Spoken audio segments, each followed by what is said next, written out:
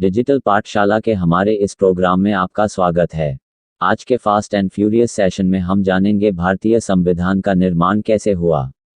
तो आइए शुरू करते हैं। भारत में लंबे संघर्ष के बाद ब्रिटिश शासन से आज़ादी मिली थी, परंतु एक बेहतर लोकतंत्र के लिए संविधान निर्माण के लिए चर्चाएं भारत के स्वतंत्र होने से पहले ही शुरू हो गई थी। इसी क्रम में साल 1934 में कम्युनिस्ट नेता एम.एन. रॉय ने पहली बार संविधान सभा के गठन की मांग रखी। तदोपरांत साल 1935 में भारतीय राष्ट्रीय कांग्रेस ने भी ब्रिटिश हुकूमत से संविधान सभा के गठन की मांग की।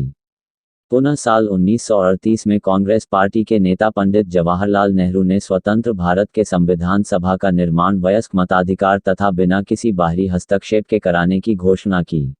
नेहरू की इस मांग को ब्रिटिश सरकार ने सन 1940 के अगस्त प्रस्ताव के माध्यम से स्वीकार कर लिया और सन 1942 में ब्रिटिश सरकार ने भारत में एक स्वतंत्र संविधान के निर्माण के लिए कैबिनेट मंत्री सर स्टैफोर्ड क्रिप्स तथा मंत्रिमंडल के एक सदस्य को प्रारूप प्रस्ताव के साथ भारत भेजा, जिसे क्रिप्स मिशन कहा गया। क्रिप्स मिशन के इस प्रस्ताव को द्वितीय विश्व युद्ध के बाद अपनाया जाना था, परंतु मुस्लिम लीग ने अंग्रेजी हुकूमत के इस फैसले का बहिष्कार किया, क्योंकि मुस्लिम लीग की मांग थी कि भारत को दो अलग स्वायत्तता वाले हिस्सों में बांट दिया जाए, जिसमें भारत और पाकिस्तान राष्ट्र शामिल हो। अंततः इन समस्याओं से निपटने के लिए 1946 में ब्रिटिश सरकार ने 3 सदस्यीय कैबिनेट भारत भेजा।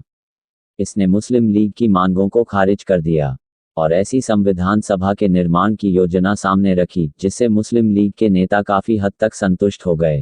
कैबिनेट मिशन द्वारा सुझाए गए प्रस्तावों के तहत नवंबर 1946 में संविधान सभा का गठन हुआ। संविधान सभा के कुल सदस्य 389 होने थे।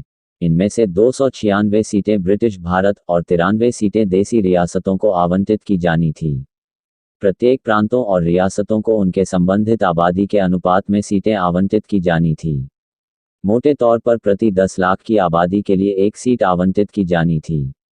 ब्रिटिश भारतीय प्रांतों को आवंटित 296 सीटों के लिए चुनाव जुलाई से अगस्त के मध्य 1946 में संपन्न कराए गए, जिनमें भारतीय राष्ट्रीय कांग्रेस ने 208 सीटें जीती, मुस्लिम लीग ने 73 सीटें जीती और छोटी पार्टियां व निर्दलीय उम्मीदवारों को शेष 15 सीटें मिली।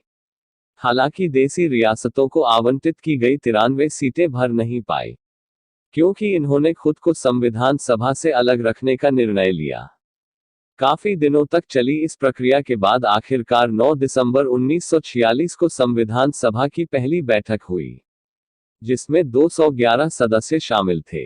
हालांकि इस बैठक का मुस्लिम लीग ने ब्रिटिश भारत के 2 हिस्सों में ना बांटे जाने के कारण बहिष्कार किया।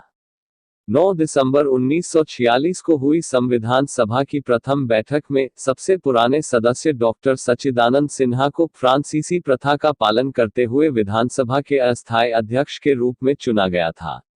बाद में डॉक्टर राजेंद्र प्रसाद को संविधान सभा का स्थायी अध्यक्ष चुना गया। इसी प्रकार एच.सी. मुखर्जी और वी.टी. कृष्णमाचारी को संविधान सभा के उपाध्यक्ष के रूप में चुना गया।